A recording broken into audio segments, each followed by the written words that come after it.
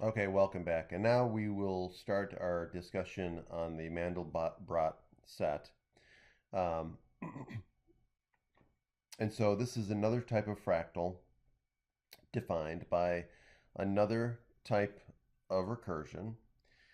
To understand this type, we first need to review some basic properties of complex numbers. You may recall these or you may not, but it'll be a good review.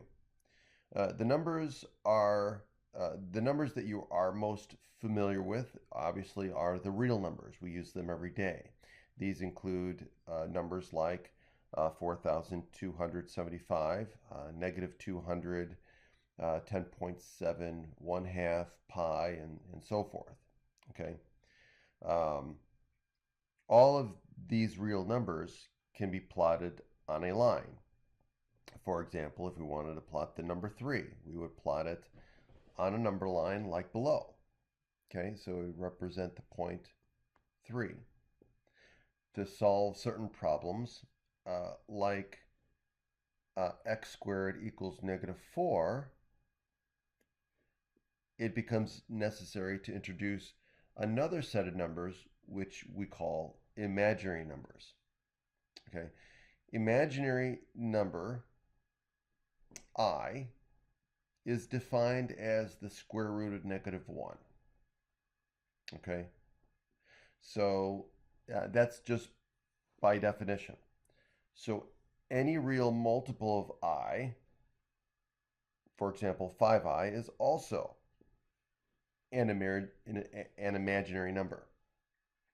Okay, so if we wanted to simplify, for example, in example 5 here, simplify the square root of negative 9, we can use the properties of roots to separate this into a product of roots, right? So we can separate square root of negative 9 into the product of square root of 9 times the square root of negative 1, as shown below. We can take the square root of that, right? And then we can take the square root of negative 1, replace it with I, right? We could take the square root of 9. We know the square root of 9 is 3. And then we could put those together and get our final answer as 3i.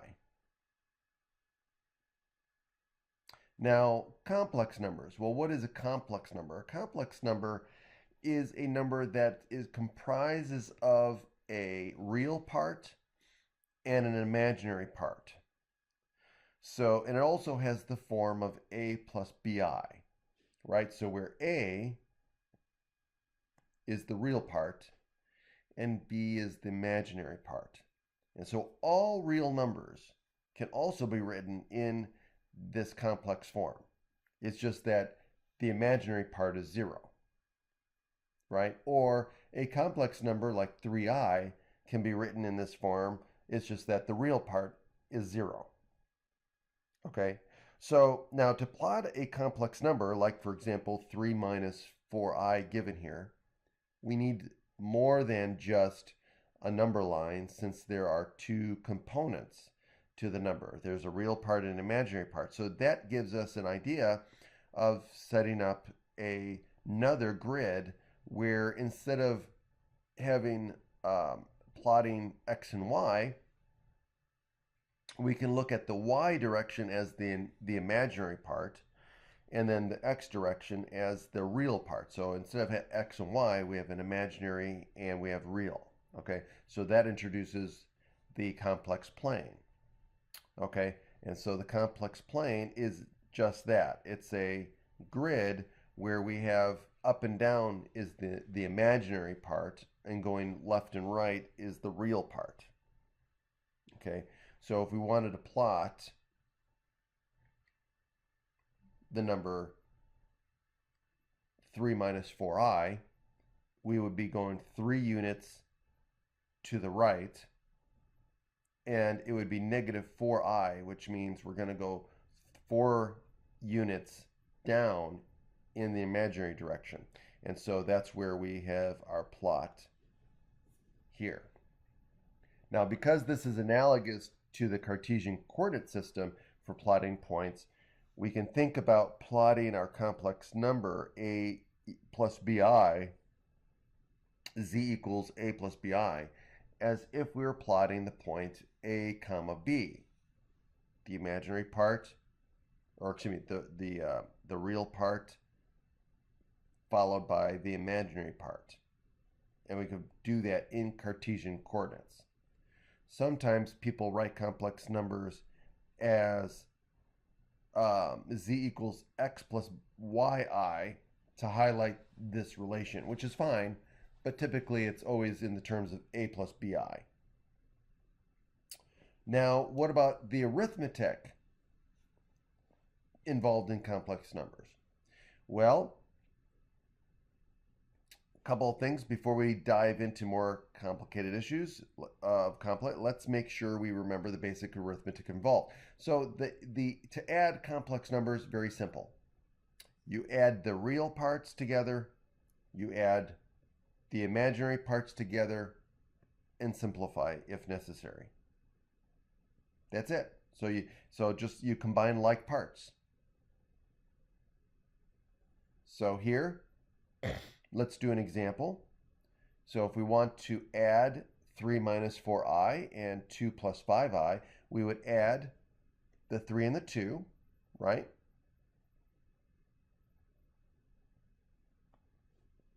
And then we would group the 4i and the 5i. Now be careful because we're subtracting 4i, so the subtraction always follows what comes after it. Okay, so it would be minus 4i plus 5i. So if you wanted to make this a plus negative,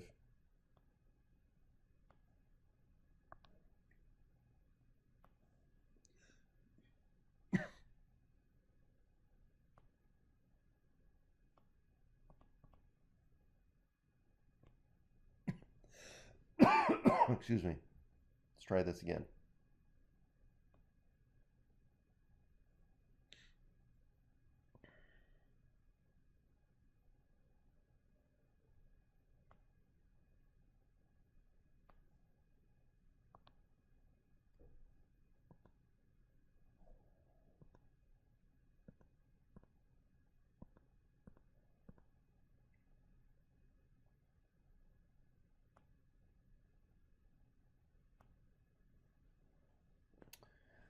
Oh, this is not making it easy. There we go. Well, that's supposed to be a plus negative. Excuse me. Okay, and so if you wanted to group these two and then you group these two, so you get negative 4i plus 5i. Same thing. And so in the end we get 5 plus I. Okay, now what about subtraction? So we want to subtract these two. So we do the same thing, right? So we get 2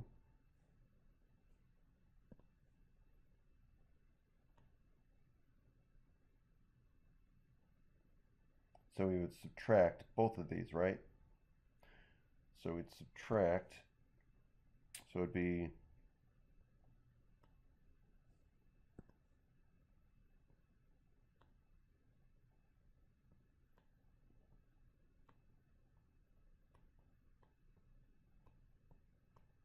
3 minus 4i minus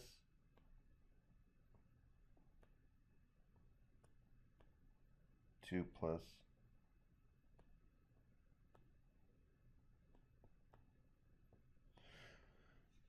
5i. So now we're going to distribute the subtraction, right? So that would be give us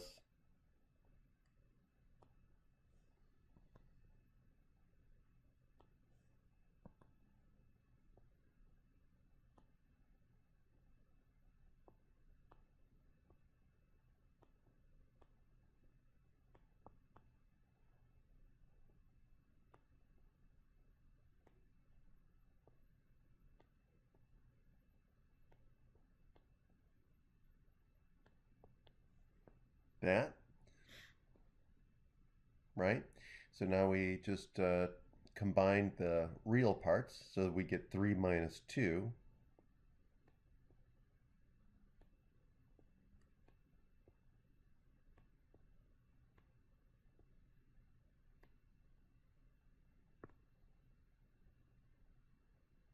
and then we would have plus, and then we have negative. Actually, let's do it this way. We could do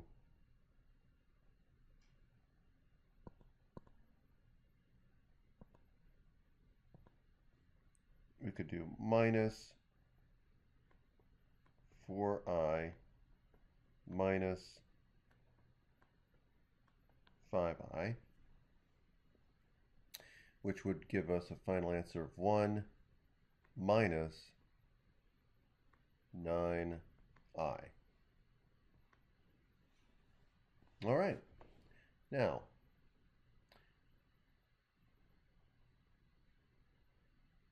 so if we want to visualize what's going on here, so the initial point, 4 minus 5i, or excuse me, 3 minus 4i is right here. And what happens when we add negative 1 plus 5i? Well, we're moving 1 unit to the left, and we're going up 5 units in the imaginary direction. And so we're moving this point from where we started here to here. Now we can also multiply complex numbers by a real number or multiply two complex numbers. So let's look at that. So again, we would use the distributive property and then simplify. So we distribute the 4 to the 2 and the 5i and then multiply and simplify, right? So we would get 8 plus 20i, and that's the answer. Okay. Now, if we're multiplying two complex numbers, then we have to use the distributive property twice. So we would have to distribute the 2 to both parts, and we would distribute the 5i to both parts. And that would give us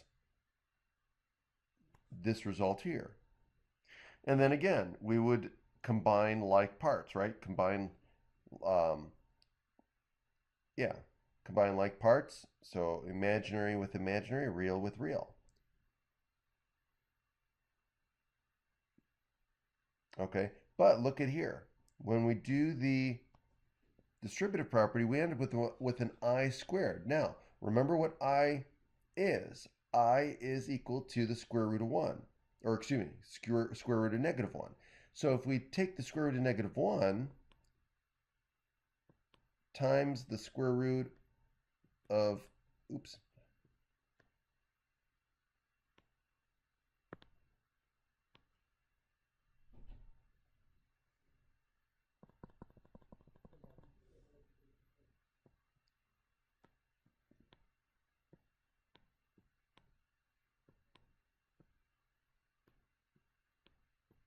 there we go, like that. Then what do? The radicals go away and we end up with negative 1. And so we replace, anytime we have an even power of I, it's going to give us negative 1. Okay, or a positive 1. Okay. So in this case, it gives us negative 1. And so now we simplify, and we get our final result of 3 plus 22i.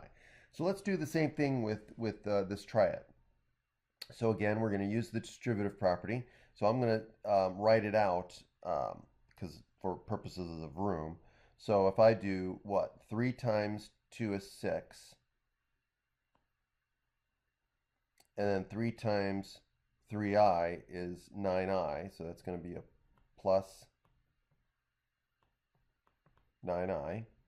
And then we take the negative 4i times 2. That's going to give us a minus 8i. And then minus 4i times 3i is going to give us a minus 12i squared.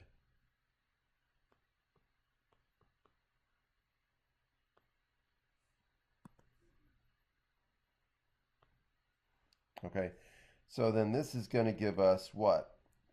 It's going to give us 6 plus 9i minus 8i is just I,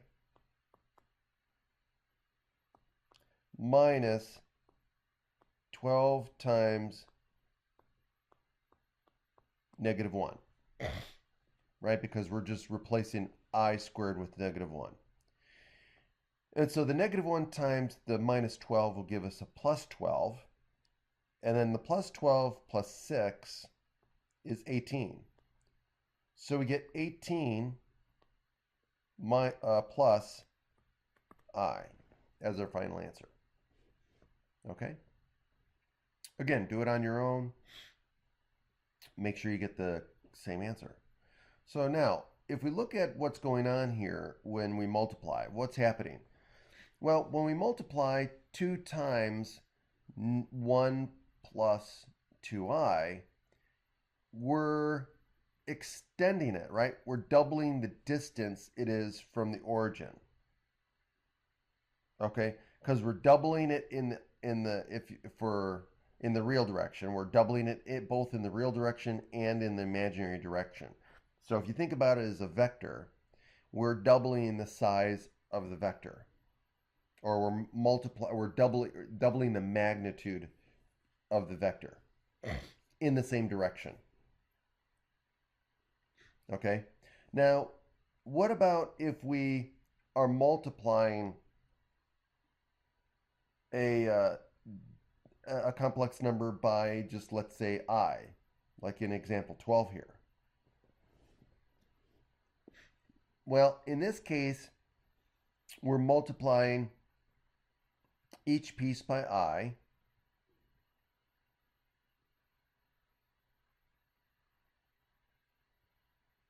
And so what do we get when we distribute? We get negative 2 plus I.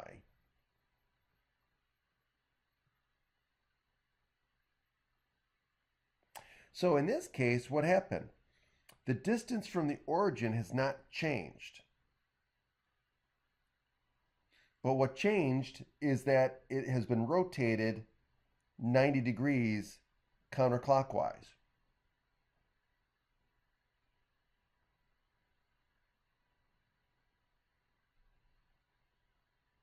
Which is interesting.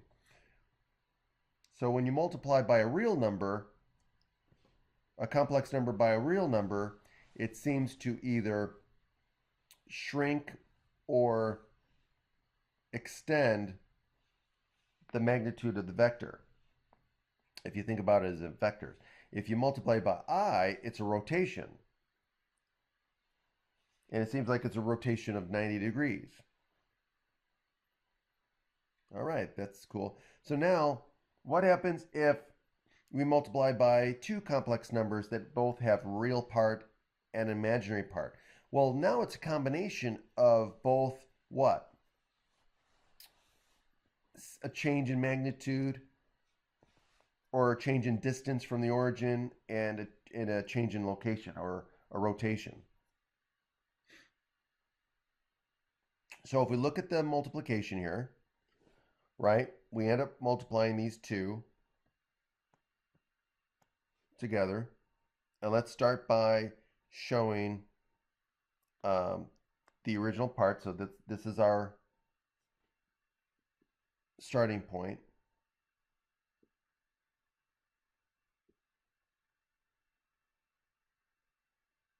And so when we multiply by 1 plus I, we get there, which is right here.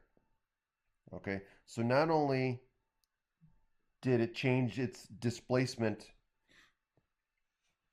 from the origin, but it changed, it's a rotation. And so if we multiply by it again, right, multiply by 1 plus I again, now the point moves to here. Okay, and if we do it again, it moves to here. So notice how as you keep multiplying by the same thing, it seems like the dot is moving in this pattern that looks like it's going to go into like a spiral. So maybe it does something like if we go the other way, it's going to go and keep spiraling outward.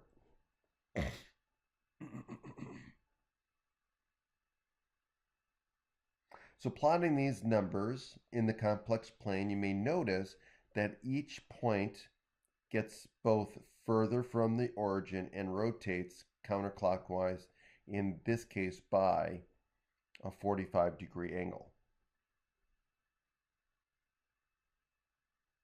In general, multiplication by a complex number can be thought of as a scaling, changing the distance from the origin combined with a rotation about the origin.